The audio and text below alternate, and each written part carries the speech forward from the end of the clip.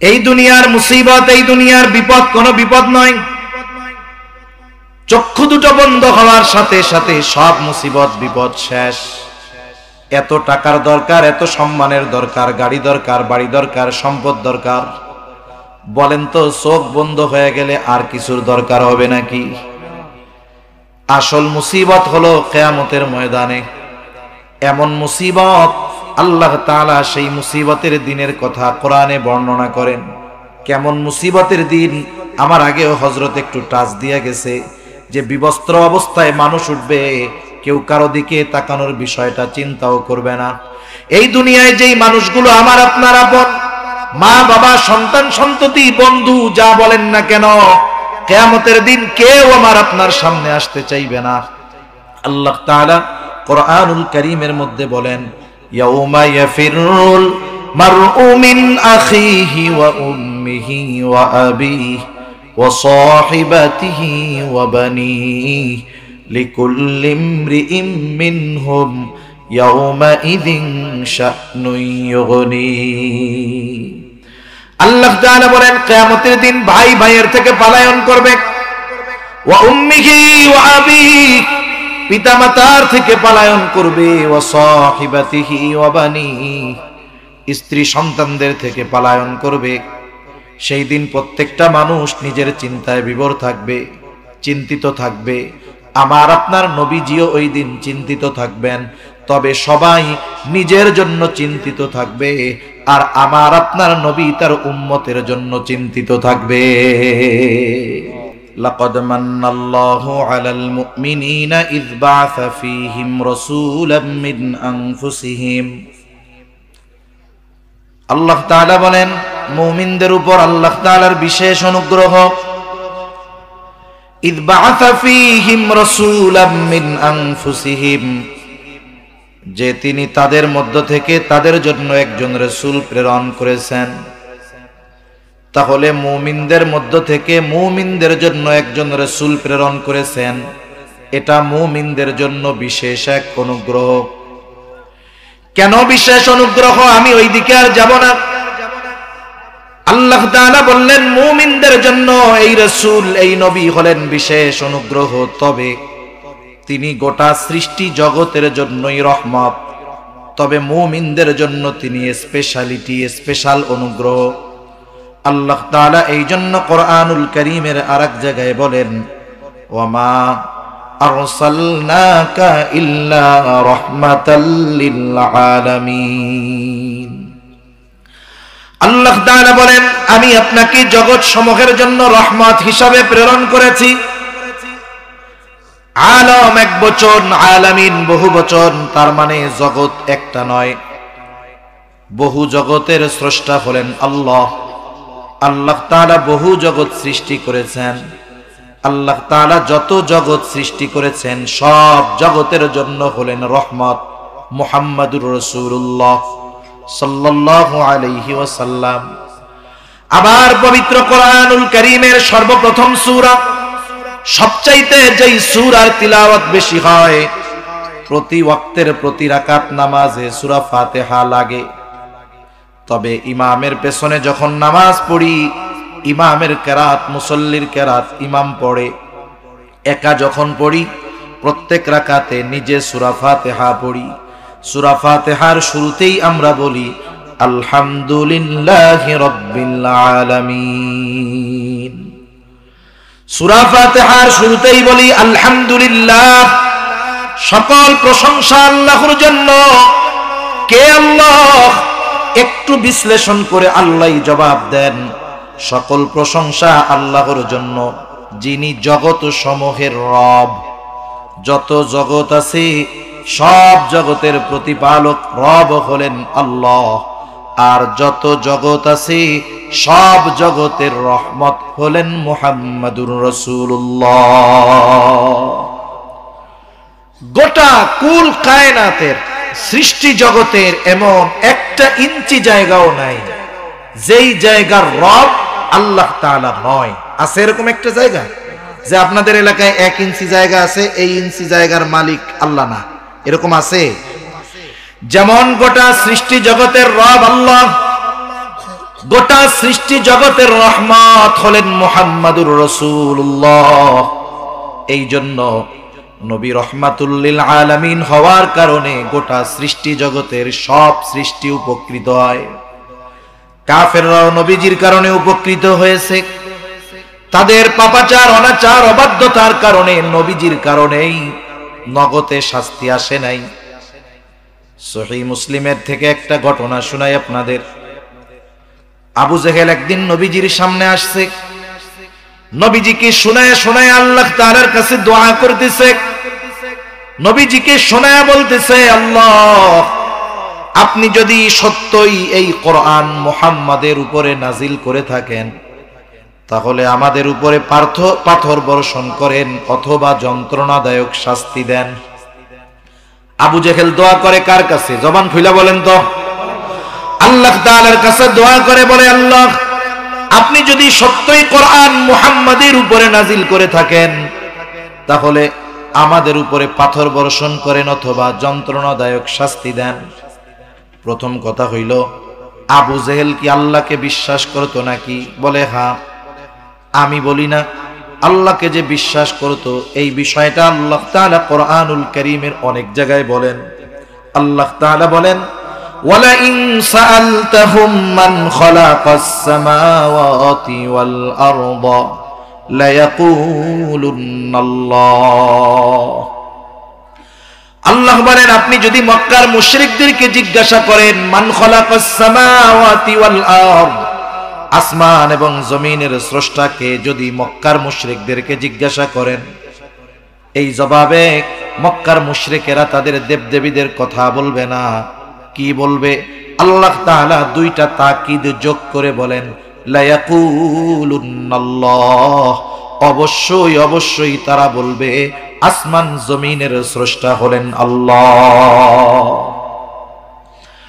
আল্লাহ তাআলা আরেক জায়গায় বলেন, ওয়ালা ইন সাআলতাহুম মান নাযালা মিনাস সামাই মাআন ফাআহইয়া বিহিল আরদ বা'দা মাউতিহা লা ইয়াকুলুন্নাল্লাহ।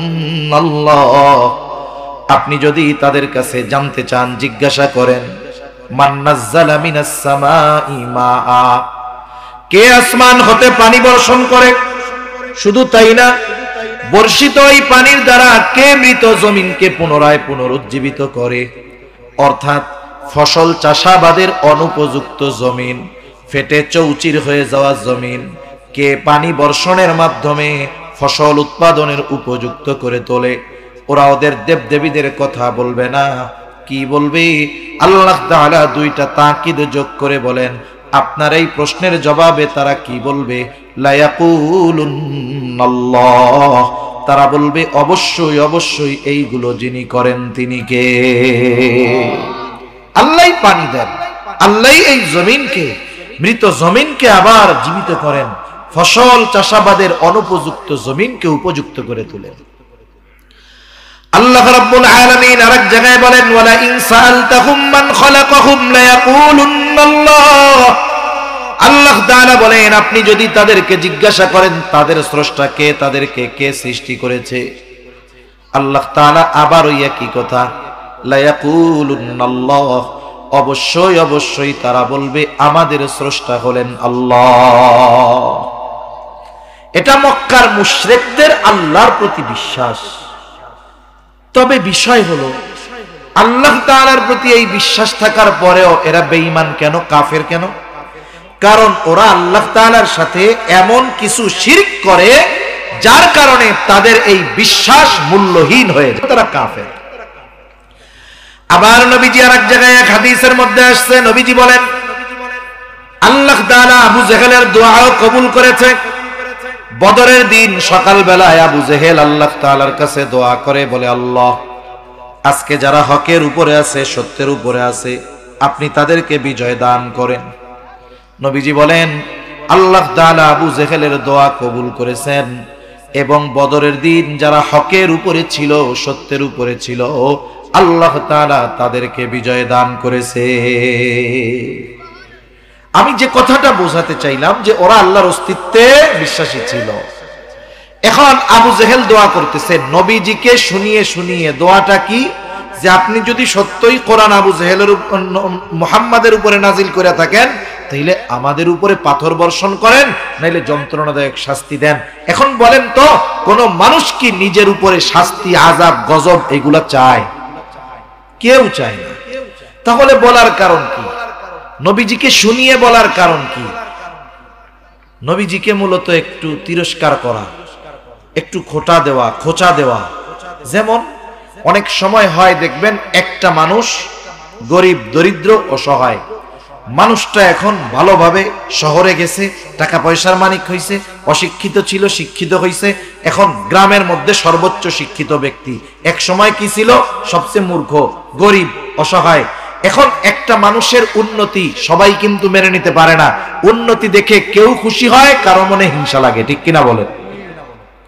এখন মানুষ প্রশংসা করতেছে ওই লোকের, যে এক সময় কিছুই ছিল না, আল্লাহ তাকে এখন অনেক কিছু দিছে। আমাদের গ্রামের সবচেয়ে শিক্ষিত ব্যক্তি, ধনী ব্যক্তি, ওই ব্যক্তি এক সময় আর এক বাড়িতে কাম করত, যার বাড়িতে কাজ করত সে দূরে দূরে দাঁড়ায় শুনতেছে যে মানুষ ওই লোকের প্রশংসা করতেছে, যেই লোক তার বাড়িতে কাজ করত। এটা এখন আর তার ভাল লাগতেছে না। আগে সে সম্পদশালী ছিল, এখন তার প্রশংসা করতেছে। এখন মানুষের কাছে গিয়া বলে, তোমরা কার কথা কইতেছ? কে এত টাকাওয়ালা হইছে? কে এত শিক্ষিত হইছে? বলে অমক, ওই ব্যক্তি। এখন মানুষ অনেক সময় কয় না, অমকে এরকম হইছে, ওরে আল্লাহ, এই খবর শোনার আগে আমি মরলাম না কেন? এরকম বলার লোক তো আলহামদুলিল্লাহ আপনাদের এদিকে নাই, আছে? এখন বলেন তো, ওই যে বলল যে এই খবর শোনার আগে আমি মরলাম না কেন, আজরাইল যদি তখন আইসা বলে মরতে মন চাই, চলো, কি বলবে? যে আসলে সত্যই মরতে চাই না, এমনি এমনি কইছি। আবু জেহেল চায় না তার উপরে পাথর বর্ষিত হোক, আযাব আসুক, কিন্তু নবীকে শুনায়া বলার কারণ কি? নবীকে একটু কষ্ট দিতে চায়। কেমন যেন আল্লাহর কাছে বলে, আল্লাহ, আমি হইলাম এই এলাকার সবচাইতে বড় নেতা, আমার টাকা পয়সার অভাব নাই, লোকবলের অভাব নাই, আর আপনি কোরআন নাজিল করছেন ওর উপরে, এইটা হওয়ার আগে আমি মরলাম না। মূলত কি? নবীজিকে ছোট করতে চায়। নবীজিও বুঝে এটা, নবীজিকে উদ্দেশ্য করে বলতেছে। আল্লাহর হাবিবকে এমন কথা বলছে, আল্লাহ তাআলা সাথে সাথে নবীজির জবান দিয়া ওহী পাঠায়া দিছে। কেমন যেন আল্লাহ তাআলা বলেন, ও আবু জেহেল রে, তুমি যেটা চেয়েছো তুমি সেটারই উপযুক্ত, তুমি আযাব পাওয়ারই উপযুক্ত, তবে কেন তোমারে আমি আযাব দেই না শোনো। আল্লাহ তাআলা আমার আপনার নবীর জবান দিয়ে বের করেন, নবীকেও বলেন, ও আমার হাবিব, ওরা আপনার সাথে যেমন আচরণ করে, যা বলে তাতে শাস্তির উপযুক্ত, তবে কেন আমি শাস্তি দেই না। আল্লাহ তাআলা কোরআনুল কারীমের মধ্যে বলেন, ওয়ামা কানাল্লাহু লিয়ুআযযিবাহুম ওয়া আনতা ফীহিম। আল্লাহ তাআলা বলেন, আপনি যতক্ষণ তাদের মধ্যে আছেন, আপনি তো রহমাতুল লিল আলামিন। যেই জায়গায় রহমত আছে ওই জায়গায় আমি আল্লাহ আযাব দেই কেমনে? শুধুমাত্র আপনি তাদের মধ্যে থাকার কারণে আমি আল্লাহ আপনার সম্মানার্থে তাদের আযাব দেই না। তাহলে এমন আচরণের কারণেও কাফেররা নবীজির জন্য বেঁচে গেছে। ওই নবীর উম্মতের প্রতি দরদ, মায়া, মুহাব্বত, ভালোবাসা, আমাদের প্রতি নবীজির কত মুহাব্বত, কত ভালোবাসা, এটা কল্পনাও করা যাবে না। কেমন ভালোবাসতেন নবীজি, যে যাকে ভালোবাসে তার জন্য চিন্তিত থাকে, ঠিক কিনা বলেন? নবীজিও উম্মতের জন্য চিন্তিত ছিলেন। আব্দুল্লাহ ইবনে আমর ইবনুল আস রাদিয়াল্লাহু তাআলা আনহু বলেন, আন্নান নবী সাল্লাল্লাহু আলাইহি ওয়াসাল্লাম তাআলা মা কাউলাল্লাহি আযজা ওয়া জাল্লা ফি ইব্রাহিম আলাইহিস সালাম।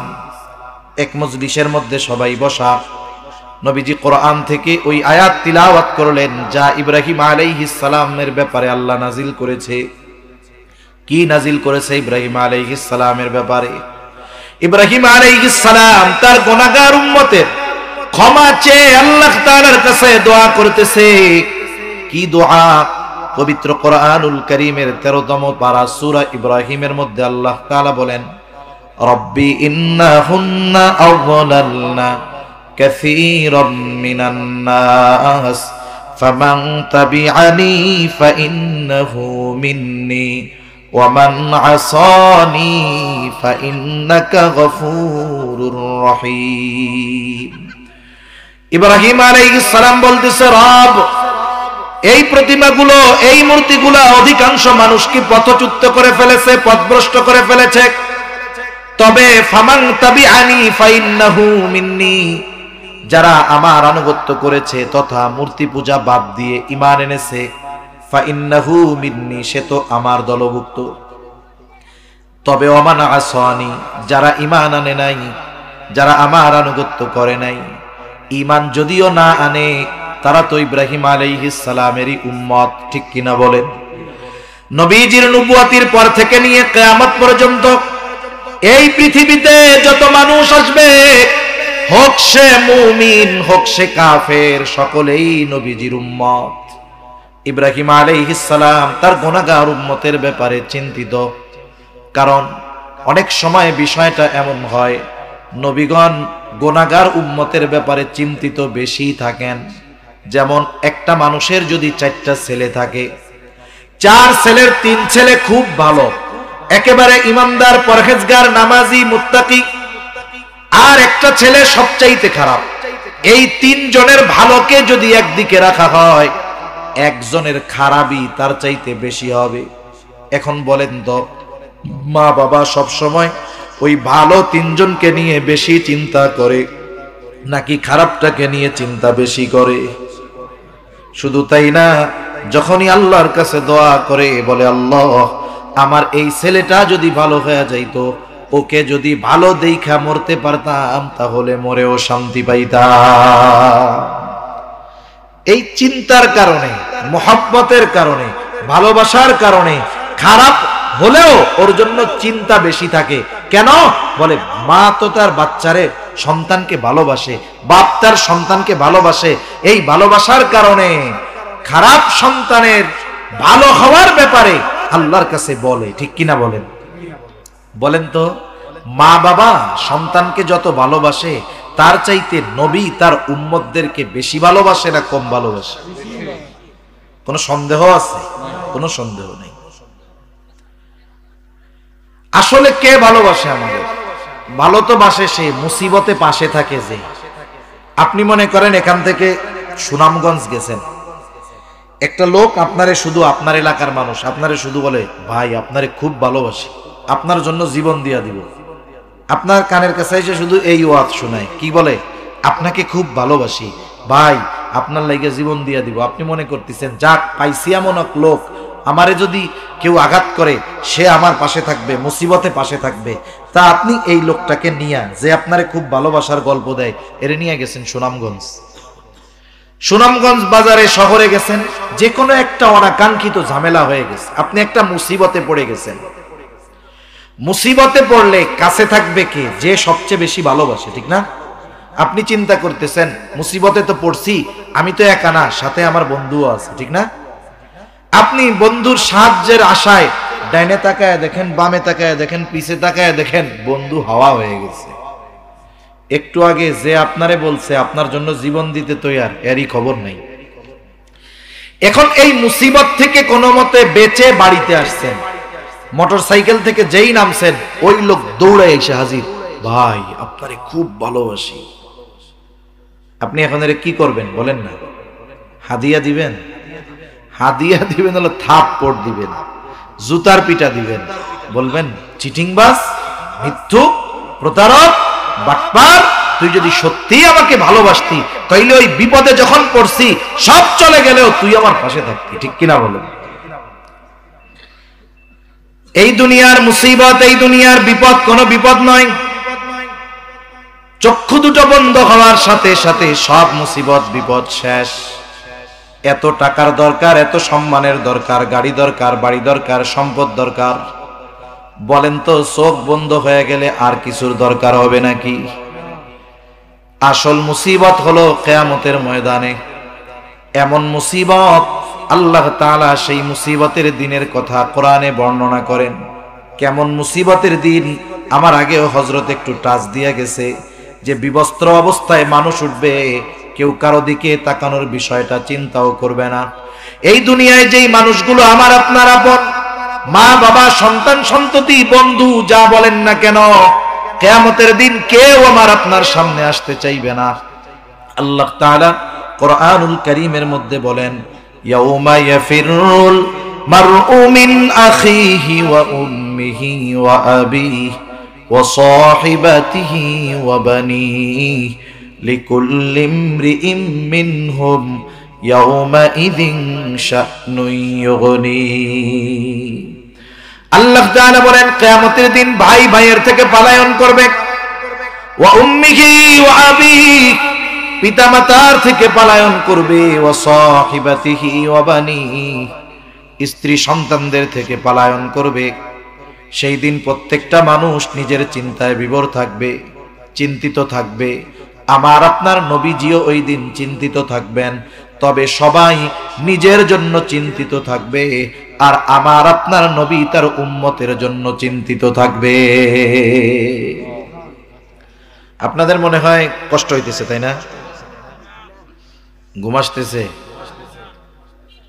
বেশি সময় না, আমি শেষ করে দিব। একটু উঠা বসা না করে বসেন, আমি বেশি সময় আর কষ্ট দিব না। এমনিও ঠান্ডাও আছে, কুয়াশাও মনে হয় পড়তেছে, পানি তো টপ টপ করে পড়তেছে এই জায়গায়। তা ওই দিন নবীজি উম্মতের ব্যাপারে চিন্তিত থাকবেন। নবীজি এতটা চিন্তিত থাকবেন, তিনি এক জায়গায় স্থির থাকবেন না। নবীজি একবার দৌড়িয়ে চলে যাবেন হাউজে কাউসারের কাছে, না জানি তার কোন উম্মত পানি পানে মাহরুম হয়ে যায়। আর একবার দৌড়ায় চলে যাবেন পুলসিরাতের কাছে, না জানি তার কোন উম্মত পুল পাড়ি দিতে ব্যর্থ হয়ে যায়। আর একবার দৌড়ায় নবীজি চলে যাবেন মিজানের কাছে, না জানি তার কোন উম্মত ওজনে ধরা পড়ে যায়। আর একবার চলে যাবেন জাহান্নামের কাছে, না জানি কোন উম্মতকে জাহান্নামে দিয়ে দেওয়া হয়। আবার যখন উম্মতের জন্য সুপারিশের দরকার, নবীজি আল্লাহ তাআলার কাছে এসে সুপারিশ করবে। শুধু তাই না, হাসরের ময়দানে সব নবী জান্নাত অভিমুখে রওনা হয়ে যাবে। বিচার কার্য শেষ। বিচার কাজ শেষ হওয়ার পরে হয় আপিল। আপিল কোন সময় হয়? যখন রায় ঘোষণা হয়, এরপরেই না আপিল হয়। বিচার কাজ শেষ হওয়ার পরে আপিল হয়। এখন বিচার শেষ, ফয়সালা শেষ, সব নবী জান্নাত অভিমুখে রওনা হয়ে যাবে, জান্নাতের দরগড়ায় পৌঁছায় যাবে। তবে জান্নাতের দরজা খোলা হবে না, বন্ধ। জিজ্ঞাসা করা হবে, কি ব্যাপার, জান্নাতের দরজা খোলা হয় না কেন? বলে, যিনি আসলে খোলা হবে তিনি আসেন নাই। তিনি কোথায়? বলে, এখনো হাসরের ময়দানে আছে। কি করে? বলে, উম্মতের মাগফিরাতের চিন্তায় তিনি বিভোর। আল্লাহ তাআলা আমার আপনার নবীর হৃদয়কে উম্মতের জন্য এত ভালোবাসা দিয়ে ঢেলে দিয়েছেন, ওই কঠিন হাসরের ময়দানে আমার আপনার নবী ততক্ষণ জান্নাত অভিমুখে রওনা হবে না, যতক্ষণ না তার ওই উম্মত, যার মধ্যে যারা পরিমাণ ঈমানও আছে, ওই ব্যক্তির ব্যাপারে যতক্ষণ জান্নাতের নিশ্চয়তা নবী না পাবেন, ততক্ষণ নবী নিজে জান্নাতের দিকে রওনা হবে না। অথচ হাসরের ময়দানে মানুষ কি বলবে জানেন? মানুষ বলবে, আল্লাহ, আপনি দুনিয়ার সব মানুষকে জাহান্নামে দিয়ে হলেও আমারে আপনি জান্নাত দিয়ে দেন। মানে আমাকে জান্নাত দেওয়ার বিনিময়ে আপনি দুনিয়ার সব মানুষকে জাহান্নাম দিয়ে দেন, তাও আমারে আপনি মাফ করে দেন। ওই কঠিন দিন বাপ চিনবে না, মা চিনবে না, কিন্তু ওই নবী তার উম্মতকে ভুলবে না। সুবহানাল্লাহ। সেই জন্য সব নবী তার উম্মতকে ভালোবাসে। ইব্রাহিম আলাইহিস সালামও ভালোবাসে। ইব্রাহিম আলাইহিস সালাম আল্লাহর কাছে বলতেছে, ওয়া মান আসানি ফাইন্নাকা গফুরুর রহিম। যারা যে আমার আনুগত্য করে নাই, কেমন যেন বলে, আল্লাহ ও তো আমার উম্মত, আর আপনি তো গফুর, আপনি তো রহিম। আপনি যদি চান আমার ওই গুনাহগার উম্মতটাকেও আপনি মাফ করে দিতে পারেন। মূলত মাপ চাইতেছে উম্মতের জন্য। وقال عيسى عليه السلام إن تعذبهم فإنهم عبادك وإن تغفر لهم فإنك أنت العزيز الحكيم। ঈসা আলাইহিস সালাম আল্লাহর কাছে বলে, ইন তুআযিবুহুম ফাইন্নাহুম ইবাদুক, আয় আল্লাহ, আপনি যদি তাদেরকে শাস্তি দেন তারা তো আপনারই বান্দা। ওয়া ইন তাগফির লাহুম, আর যদি আপনি তাদেরকে মাফ করে দেন, ফাইন্নাকা আনতাল আজিজ, আপনি হলেন মহাপরাক্রমশালী, আপনি হলেন হাকিম, মহাপ্রজ্ঞাময়। তার মানে ঈসা আলাইহিস সালামও কেমন যেন বলে, আল্লাহ আপনি যেহেতু মহাপরাক্রমশালী, আপনার গুনাহগার বান্দা আমার উম্মত গুলারে যদি আপনি মাফ করে দেন, কেউ আপনার কাছে জবাবদিহিতা চাইবে না। আয় আল্লাহ, আপনি আমার গুনাহগার উম্মত, আপনার বান্দা গুলারে মাফ করে দেন। মূলত ঈসা আলাইহিস সালাম ও তার গুনাহগার উম্মতের জন্য আল্লাহর কাছে মাফ চাইতেছে। নবীজি এই দুই আয়াত তিলাওয়াত করছেন। যখন তিনি দুই নবীর তার গুনাহগার উম্মতের ব্যাপারে দোয়া এই আয়াতগুলো তিলাওয়াত করলেন, এইবার নবীজির অন্তরের মধ্যে তার গুনাহগার উম্মতের মোহাব্বত, ভালোবাসা, দরদ উতলায়া উঠল। নবীজি কি করবেন, কি করলেন? বর্ণনাকারী বলেন, ফারাফা ইয়াদাইহি, দুই হাত তিনি উঁচু করলেন। ওয়া ক্বালা আল্লাহুম্মা উম্মতি উম্মতি, দুই হাত উঁচু করে বলতে লাগলেন, আল্লাহ আমার উম্মত আমার উম্মত।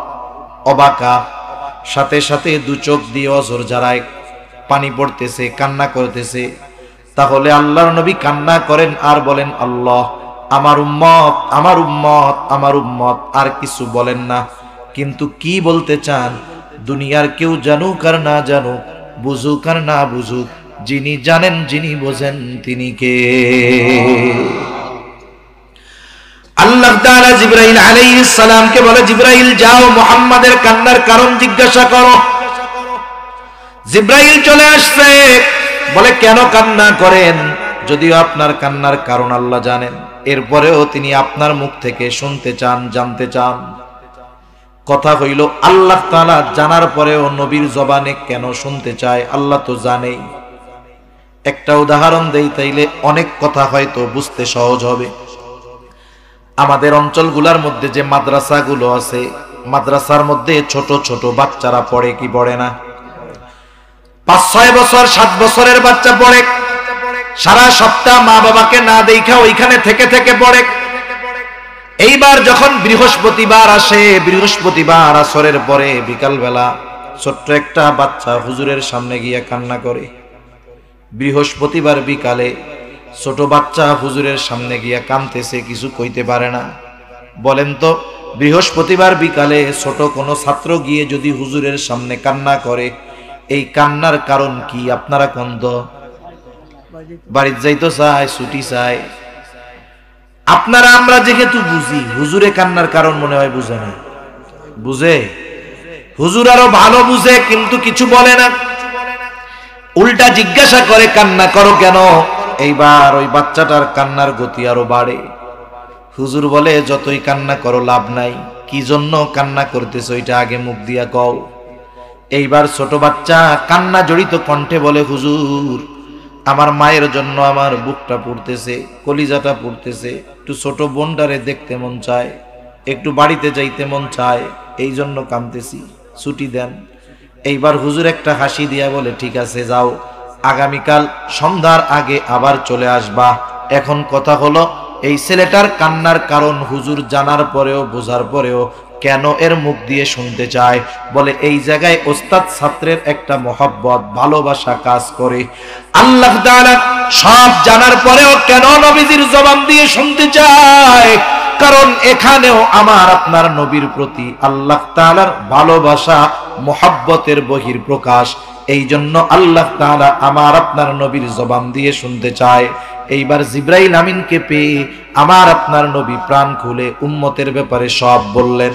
জিবরাইল আলাইহিস সালামও গিয়া আল্লাহর কাছে বললেন। আল্লাহ তাআলা বলেন, জিবরাইল যাও মুহাম্মদকে গিয়ে বলে দাও, আমি অচিরেই তাকে তার উম্মতের ব্যাপারে সন্তুষ্ট করব, আমি তাকে তার উম্মতের ব্যাপারে অসন্তুষ্ট করব না। অনেকগুলো হাদিস, এই ভালোবাসার হাদিস বলা যাবে, আমি বেশি লম্বা করব না বিধায় সংক্ষিপ্ত সারে বলি। দুনিয়ার সব হাদিস ঘটনা একদিকে রাখেন, কিছু কিছু সময় আছে, কিছু কিছু কথা, এক ব্যক্তির কথা 1000 ব্যক্তির কথার চাইতে মর্যাদাপূর্ণ হয়, বিশ্বাসযোগ্য হয়, ঠিক কিনা বলেন? আমার আপনার নবী যে আমাকে আপনাকে ভালোবাসে, নবী যে তার উম্মতকে ভালোবাসে, দুনিয়ার মানুষের কথা বাদ দেন, এই ভালোবাসার সাক্ষ্য আল্লাহ তাআলা কোরআনুল কারীমের মধ্যে ওহী নাজিল করে জানায়া দিয়েছে। নবীজি আমাদের কত ভালোবাসে, এই ভালোবাসার খবর আমাদের দিছেন কে? আল্লাহ তাআলা সেই কথাই বলেন, লাকাদ জাআকুম রাসূলুম মিন আনফুসিকুম আজিজুন আলাইহি মা আনিতুম হারিসুন আলাইকুম বিল মুমিনিনা রাউফুর রহিম। আল্লাহ তাআলা বলেন, লাকাদ জাআকুম রাসূলুম মিন আনফুসিকুম, তোমাদের মধ্য থেকে তোমাদের জন্য এমন একজন রাসূলের আগমন ঘটেছে। এই রাসূলের কোয়ালিটি কি? এই রাসূল কেমন? আল্লাহ তাআলা আমাদেরকে বলতেছেন, তোমাদের মধ্য থেকে তোমাদের জন্য এমন একজন রাসূলের আগমন ঘটেছে। এই রাসূল কেমন তোমাদের জন্য? এক নাম্বার, আল্লাহ তাআলা বলেন, আজিজুন আলাইহি মা আনিতুম, তোমাদের জন্য যেই বিষয়টা কষ্টের সেটা তার জন্য কষ্টকর। মানে উম্মত যেটাতে কষ্ট পায়, নবীজিও সেটাতে কি পায়? কষ্ট পায়। বলে সমব্যথী, সমব্যথী। আমার কষ্টটা আরেকজন অনুভব করে। কেন করে? একজন কষ্ট পাইলে আরেকজন কেন করে? এটা কিভাবে সম্ভব? আমি একটা উদাহরণ দেই, তাইলে বুঝতে সহজ হবে আশা করি। কষ্ট হয় না তো আপনাদের? এক লোকের একটা বাচ্চা আছে, 3 বছর 2.5 বছর বয়স। বাচ্চা যখন একবারে ছোট থাকে, বিছানায় পড়ে থাকে, 2-3 মাস বয়স, সন্তান হিসাবে তার প্রতি বাবা মার মহব্বত আছে না নাই? কিন্তু যখন একটু বড় হয়, বুলি ফুটে, মুখ ফুটে, মা মা ডাকে, আব্বু আব্বু ডাকে, বলেন তো ওই ছোটবেলার চাইতে এই বাচ্চার প্রতি এখন মহব্বত বাড়ে না কমে? অনেক বাড়ে, অনেক। এখন এক মা বাবা আপনাদের অঞ্চলেই ধরেন, ওই বাচ্চাটার বয়স 2 বছর 2.5 বছর 3 বছর। হঠাৎ করে গভীর রাতে বাচ্চাটা প্রচন্ড জ্বরাক্রান্ত হয়ে গেল। এত জ্বর, গায়ে হাত দিলে মনে হয় পুড়ে যাবে হাত। চোখ দুটো জ্বরের যন্ত্রণায় ছলছল করতেছে, কেমন যেন ফেটে বের হয়ে যাবে। কষ্টে তার চোখ দিয়ে পানি পড়তেছে। 2-2.5 বছর বয়স, শরীরটা জ্বরে থরথর করে কাঁপতেছে। সাথে সাথে কষ্টের তীব্রতায় মুখ দিয়ে আহ আহ শব্দ বের হইতেছে। ছোট বাচ্চা। এই গভীর রাত, ডাক্তারের কাছে নিয়ে যাওয়ার কোনো উপায় নাই। ওষুধ খাওয়াবে ফার্মেসিও নাই, হসপিটালে নিবে যাবার ব্যবস্থাও নাই। ওই বাচ্চাটার প্রচন্ড কষ্ট হয়। ওই বাচ্চার পাশে তার মা বাবা বসা আছে, দেখতেছে বাচ্চার ওই অবস্থা। আপনারা যারা বুঝবেন তারা বুঝবেন। বলেন তো, ওই বাচ্চাটা জ্বরাক্রান্ত হয়ে যেমন কষ্ট পায়, ওই বাচ্চার মা বাবা বাচ্চার চাইতে কষ্ট বেশি পায় নাকি কম পায়? নিঃসন্দেহে বেশি পায়। এটা পাওয়ার কারণ কি? আরেকজনের বাচ্চার এই অসুস্থতা আমাকে আপনাকে ওই কষ্ট তো দিবে না, কিন্তু ওই মা বাবার লাগে কেন? বলে এটারও কারণ মহব্বত। কি বলেন? ভালোবাসা। আর সহ্য হয় না। ভালোবাসার কারণে সন্তানের কষ্টটা মা বাবা অনুভব করে। আমি আগেই বলেছি, বলেন তো আমাকে আপনাকে মা বাবার চাইতে নবী বেশি ভালোবাসে না কম ভালোবাসে? তাইলে সন্তান কষ্ট পাইলে যদি মা বাবা কষ্ট পায়, উম্মত কষ্ট পাইলে নবীজি কষ্ট পাবে না? এজন্য আল্লাহ তাআলা বলেন, আজিজুন আলাইহি মা আনিতুম, এরপরে বলেন হারিসুন আলাইকুম, তিনি তোমাদের জন্য কল্যাণকামী। নবীজি সর্বদা সব সময় উম্মতের কল্যাণের ব্যাপারে চিন্তা করতেন। যেটাতে উম্মতের কল্যাণ সেটাই করতেন। আল্লাহ তাআলা রাসূল আকরাম সাল্লাল্লাহু আলাইহি ওয়াসাল্লাম বলেন, আল্লাহ তাআলা প্রত্যেকটা নবীকে তার উম্মতের ব্যাপারে বিশেষ একটা দোয়া করার সুযোগ দিয়েছে এবং এই দোয়া কবুল করার প্রতিশ্রুতি আল্লাহ তাআলা দিয়েছে। সব নবী তার উম্মতের ব্যাপারে ওই দোয়াটা দুনিয়ায় করে ফেলছে। নবীজি বলেন, আমি এটাকে সংরক্ষণ করে রাখছি। কেন? বলে কিয়ামতের দিন ওই দোয়াটাকে আমি আমার উম্মতের জন্য সুপারিশ হিসাবে ব্যবহার করব। শুরুতে আরেকটা কথা বলছি, মনে আছে কিনা জানি না। আসলে বিষয় হলো, যারা আলোচনা করে, ওয়াজ নসিহত করে, এক একজনের বলার তর্জ ধরন এক এক রকম। অনেক সময় দেখা যায় একজন সামনে আসতেছে যেটা বলতেছে, আবার অনেকে আছে যে তার পিছের আলোচনা মনে না রাখলে, খেয়াল না করলে পরবর্তীটা বোঝা কঠিন হয়ে যায়। যেমন দেখবেন যখন আল্লামা নুরুল ইসলাম অলিপুরি সাহেব ওয়াজ করে, আপনাদের এলাকার অন্যতম মুফাসসির হযরতুল আল্লাম কি জানি নুরুল ইসলাম সাহেব, খান সাহেব হুজুর বয়ান করে, ওনাদের আলোচনাগুলো যদি শুরু থেকে শেষ একটু খেয়াল না রাখা হয়, ওটা চেইনের মতো, শিকলের মতো, একটার সাথে আর একটা জুড়ে আছে, একটা ছুটছে তো বাকি সব আলাদা হয়ে যায়, ঠিক না? এজন্য পিছের কথাগুলো খেয়াল রাখতে হয়, তাহলে পরবর্তীটা বুঝতে সহজ হয়। আল্লাহ তাআলা প্রথমে বললেন তিনি হলেন আজিজুন আলাইহি মা আনিতুম হারিসুন আলাইকুম। নবী এমন নবী তোমাদের জন্য সমব্যথী, তোমাদের কল্যাণকামী। তবে এটা সবার জন্য। নবী মুমিনেরও কল্যাণ চান, তার উম্মত যে কাফের তারও কল্যাণ চান। নবীজি তার উম্মত ইমানদারটাও যদি জাহান্নামে যায় পাপের কারণে কষ্ট পাবেন, আর যেটা কাফের হয়ে জাহান্নামে যাবে ওটার জন্য কষ্ট পান, ঠিক কিনা বলেন? এটা তো সবার জন্য হইল আমভাবে, তাহলে স্পেশাল ভাবে মুমিন উম্মতের জন্য নবী কেমন? কারণ আল্লাহ তাআলা শুরুতে বলছে লাকাদ মান্নাল্লাহু আলাল মুমিনিন, মুমিনদের জন্য আল্লাহ তাআলার বিশেষ অনুগ্রহ যে তিনি তাদের মধ্য থেকে তাদের জন্য একজন রাসূল প্রেরণ করেছেন। তাহলে বোঝা গেল মুমিনদের জন্য নবী স্পেশাল কিছু, মুমিনদের জন্য নবী স্পেশাল কিছু। মুমিনদের জন্য একটা কষ্ট সবাই যদি পায়, এটা সবাই মানুষ হিসাবে খারাপ লাগবে, কিন্তু যখন সন্তান কষ্ট পাবে, অন্যদের কষ্ট পাওয়ায় যতটুকু খারাপ লাগছে, নিজের ছেলেটা পাইলে কষ্ট কম লাগবে না বেশি লাগবে? যারা ঈমান এনেছে তারা তো স্পেশাল উম্মত।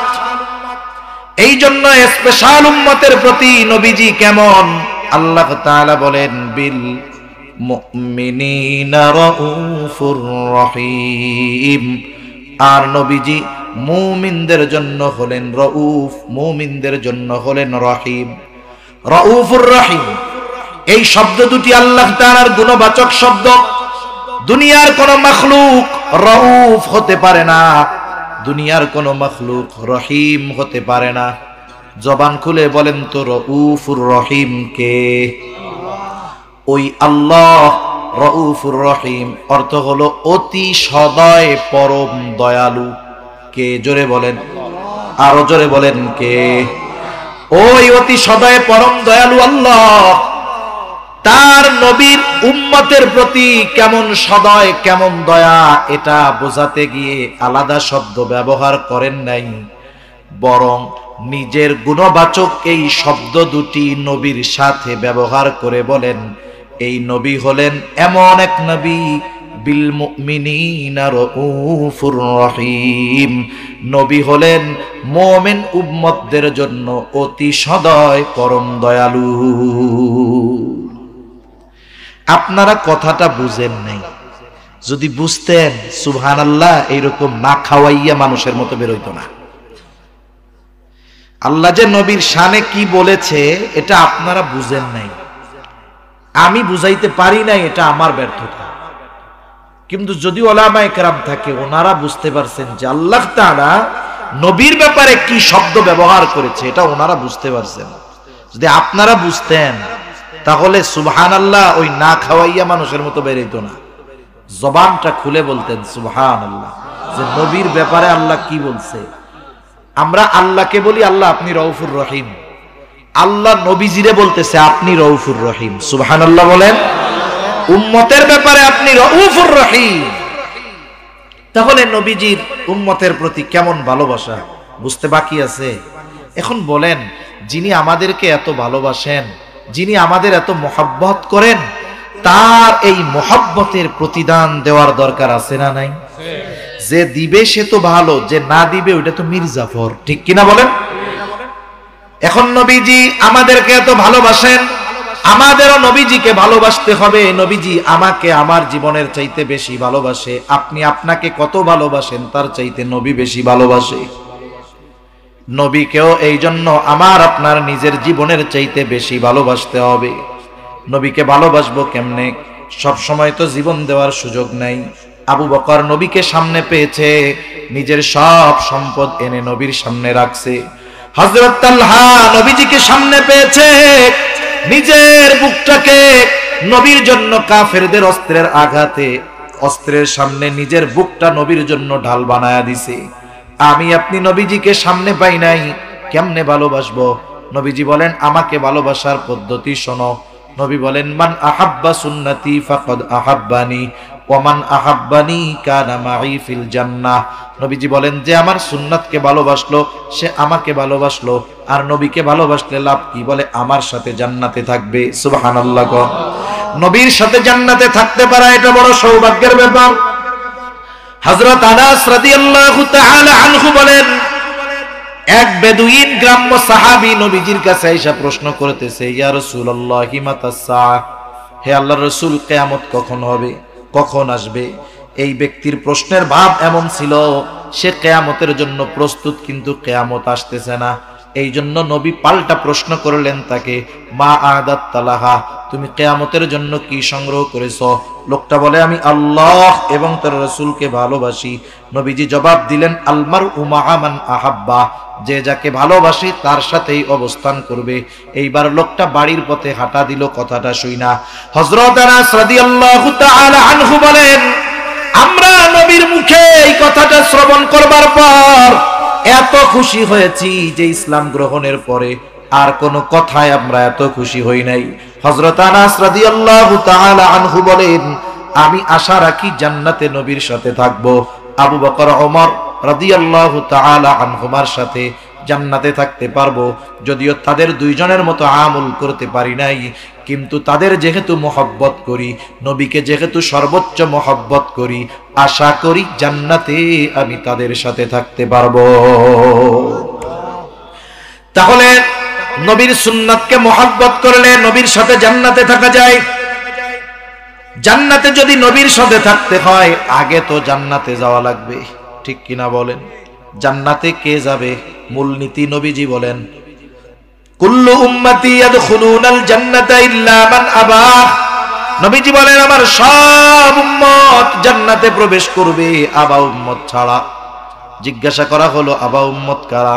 নবীজি বললেন মান আতাআনি দাখালাল জান্নাহ ওয়া মান আসানি ফাকাদ আবা। নবীজি বলেন আমার আনুগত্য যে করেছে সে জান্নাতে যাবে, আর আনুগত্য যে করে নাই আবা উম্মত সে জাহান্নামে যাবে। এই দুই হাদিসের সমন্বয় হলো যেই ব্যক্তি নবীর সুন্নতকে মুহাব্বতের সাথে অনুসরণ করবে, নবী বলেন সে জান্নাতে যাবে, শুধু যাবে তা নয় আমার সাথে জান্নাতে থাকবে। তাহলে নবীর সাথে জান্নাতে যদি থাকতে হয়, নবীর ভালোবাসার প্রমাণ যদি দিতে হয়, তাহলে নবীর সুন্নাতকে মুহাব্বতের সাথে অনুসরণ করতে হবে, ঠিক কিনা বলেন? সর্বশেষ কথা একটা বলি, দুনিয়ার হায়াতটা সুন্নাতের সাথে অতিবাহিত করার দরকার, নাইলে কি হবে জানেননি? আপনাদের এলাকায় লোকজন মারা যায় না? লোকজন মারা যায়, মারা গেলে তাকে যখন দাফন দেওয়া হয়, তাকে যখন গোসল দেওয়া হয়, কাফন পরানো হয়, এরপরে জানাজা দেওয়া হয়, এরপরে লাশটা খাটিয়ায় নিয়ে কবরের পাশে নিয়ে যাওয়া হয়। কবরের পাশে গিয়া দুইজন কবরে নামে, দুইজন উপর থেকে নামায়া দেয়। এই লাশটা যখন কবরের মধ্যে রাখা হয় এই সময় একটা দোয়া পড়ে, বলে কি দোয়া? বিসমিল্লাহি ওয়া আলা মিল্লাতি রাসূলিল্লাহ। কম বেশি সকলের জানা আছে, ঠিক কিনা গণ? এই দোয়ার মধ্যে কি বলে? মূলত এই দোয়ার মধ্যে ওই ব্যক্তির ব্যাপারে আল্লাহকে বলা হয়, আল্লাহ আপনার নামে এমন একজন ব্যক্তিকে এখন কবরে রাখতেছি যার গোটা জীবন সুন্নতের উপরে চলেছে, যে মরার সময় সুন্নাতের উপরে ছিল, এখন তাকে যখন কবরস্থ করতেছি সুন্নাতের উপরে আছে। কত সুন্দর কথা! দেখা গেল এই দোয়া পড়ে যাকে কবরে রাখা হলো জীবনে সুন্নতের দ্বারের কাছে যায় নাই, না তার মুখে সুন্নত ছিল, না তার চুলে সুন্নত ছিল, না তার কর্মে সুন্নত ছিল, না তার লেবাসে সুন্নত ছিল। এখন বলেন তো ওই ব্যক্তির ব্যাপারে যদি এই দোয়া পড়ে কবরে রাখা হয়, ওই ব্যক্তির ব্যাপারে এই দোয়া, এই কথাটা সত্য হবে নাকি মিথ্যা হবে?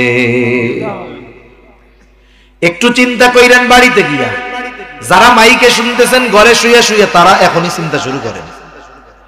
কি চিন্তা করবেন? চিন্তা কইরেন, মরণ কার কখন আসে বলা যায় না, ঠিক কিনা বলেন? এখান থেকে আমি আমার বাসায় ফিরে নাও যেতে পারি, এটাই বাস্তবতা। একটু চিন্তা কইরেন এইটা, যে আমি যদি এখন মারা যাই, আমার ব্যাপারেও তো কবরে রাখার সময় ওই দোয়াটা বলবে, আমার ব্যাপারে ওই কথাটা, ওই দোয়াটা সত্য হবে কিনা? যদি এখনই মইরা যাই, এখনই যদি আমার ব্যাপারে এই দোয়াটা সত্য হয়, তাইলে আমি কামিয়াব। আর যদি কবরে রাখার সময় দোয়াটা আমার ব্যাপারে মিথ্যা হয়, একটু চিন্তা কইরেন, কবরে রাখার পরে নতুন এক সফর। মানুষ মারা যাওয়ার মাধ্যমে সবকিছু শেষ হয়ে যায় না, বরং নতুন আর একটা শুরু হয়, ঠিক কিনা বলেন? অনন্তকালের সফর শুরু হবে। ওই সফরের প্রথম ঘাঁটি হইল কবর, ওই সফরের প্রথম ঘাঁটি হইল কবর। কবরে যেন আরামে থাকতে পারে, এই জন্য হলো ওই কথাটা হলো সত্যায়ন, যে আল্লাহরে এমন এক বান্দাকে কবরে রাখতেছি যে নবীর রঙে রঙ্গিত। এখন দেখা গেল ওকে কবরে রাখার পরে আসলে ও নবীর সুন্নাতের সাথে কিছুই ছিল না। আমাদের বাংলাদেশেও দেখবেন সরকারি কাজকর্মের জন্য অনেক সময় সত্যায়ন লাগে, কি লাগে না? অনেকে সত্যায়ন করতে গিয়া নিজেই অফিসার হয়ে যায়। এখন যদি গভর্নমেন্টের লোক টের পায় যে এই সত্যায়ন ও নিজে কইরা অমকের নামে চালায়া দিছে, কঠিন শাস্তি হবে। কি হবে বলেন? কারণ এই সত্যায়নটা সত্য না মিথ্যা? এখন ওই যে ওর নামে সত্যায়ন কইরা কবরে রাখলো, আসলে সুন্নতের খবর নাই। কয় আল্লাহ সুন্নতের উপরে ছিল, সুন্নতের উপরে মরছে, এখনো আছে, আপনার নামে এই লোকটারে কবরে রাখলাম। তাহলে আমার আপনার অনন্তকালের সফরের প্রথম ঘাঁটি কবর। ওই কবরে রাখার সময় যেই দোয়াটা পড়া হবে, ওই দোয়াটার সাথে আমার ব্যক্তিত্বের সাথে, আমলের সাথে, সুরতের সাথে যদি মিল না থাকে, এর চাইতে দুর্ভাগ্যের আর কোনো কিছুই হতে পারে না। এজন্য জীবনটাকে এমন ভাবে সাজাবো, এমন ভাবে জীবনটাকে সাজাবো, যেখানেই থাকি না কেন, যেখানেই যাই না কেন, যখনই হোক না কেন, এখনই যদি মালাকুল মউত চলে আসে, মৃত্যু যদি হয়ে যায়, আমাকে কবরে রাখার সময় ওই দোয়াটা যেন আমার ব্যাপারে সত্য হয়। এভাবে যদি জীবন সাজাতে পারি, ওই জীবন তাহলে দুনিয়ায়ও কামিয়াব, আখিরাতেও কামিয়াব। আল্লাহ তাআলা আমাদের সকলকে নবীজির আমাদের প্রতি এই মহব্বতকে অনুধাবন করার তৌফিক দান করুন, সকলে বলি আমিন। নবীর এই মহব্বতের মর্যাদা সম্মান রক্ষার্থে আমাদেরকেও যেই কর্মগুলো করলে নবীকে ভালোবাসা হবে, সেই কর্মগুলো যথাযথভাবে করার তৌফিক আল্লাহ দান করেন, সকলে বলি আমিন। ওয়া আখিরু দাওয়ানা আনিল হামদুলিল্লাহি রাব্বিল আলামিন। আসসালামু আলাইকুম ওয়া রাহমাতুল্লাহি ওয়া বারাকাতুহু। দোয়া করে দেব, দুরূদ শরীফ পড়ি। আল্লাহুম্মা সাল্লি আলা মুহাম্মাদ ওয়া আলা আলি মুহাম্মাদিন কামা সাল্লাইতা আলা ইব্রাহিম ওয়া আলা আলি ইব্রাহিম ইন্নাকা হামিদুম মাজিদ। আল্লাহুম্মা বারিক আলা মুহাম্মাদিন ওয়া আলা আলি মুহাম্মাদ কামা বারাকতা আলা ইব্রাহিম ওয়া আলা আলি ইব্রাহিম ইন্নাকা হামিদুম মাজিদ। আলহামদুলিল্লাহি রাব্বিল আলামিন ওয়াল আকিবাতু লিল মুত্তাকিন والصلاة والسلام على خير خلقه محمد وعلى آله وأصحابه أجمعين. ربنا آتنا في الدنيا حسنة وفي الآخرة حسنة وقنا عذاب النار. ওগো আল্লাহ, গভীর রাত পর্যন্ত দ্বীনি আলোচনা করে গুনাহ মাখা হাত আমরা তুলে ধরেছি। আল্লাহ আমাদের বিগত জীবনের সব গুনাহগুলো মাফ করে দেন, আমাদের আত্মীয় স্বজনের গুনাহগুলো মাফ করে দেন। আয় আল্লাহ, মাহফিলকে কবুল আর মঞ্জুর করে নেন। আয় আল্লাহ, যুব সংঘকে কবুল আর মঞ্জুর করে নেন। মাহফিল কামিয়াবির জন্য যে যেভাবে সহযোগিতা করেছে, আল্লাহ সকলের সকল প্রকার সাহায্য সহযোগিতা কবুল আর মঞ্জুর করে নেন। মাহফিলকে এলাকার হেদায়েতের জরিয়া বানায় দেন। কিয়ামত পর্যন্ত এই মাহফিল জারি রাখার জিম্মাদারি আল্লাহ নিয়ে নেন। খাস করে আল্লাহ আমাদের আত্মীয় স্বজন যে যেখানে আছে মাফ করে দেন। আশেপাশে যত কবরস্থান আছে, আয় আল্লাহ সকল কবরবাসীর কবরকে জান্নাতের টুকরো বানায়া দেন। আমাদের আত্মীয় স্বজন যারা দুনিয়া ছেড়ে চলে গেছে, আল্লাহ মাফ করে কবরগুলো জান্নাতের টুকরো বানান। আয় আল্লাহ, খাস করে আমরা যারা হাত উঁচু করেছি, আমাদের মধ্যে যাদের মা বাবা দুনিয়া ছেড়ে চলে গেছে, আল্লাহ গুনার কারণে যদি কারো মা বাবার কবরে আযাব হয়, কবরের আযাব মাফ করে কবরকে আপনি জান্নাতের টুকরো বানায়া দেন। কিয়ামতের দিন হিসাব সহজ করে জান্নাতের ব্যবস্থা আপনি করে দিয়েন।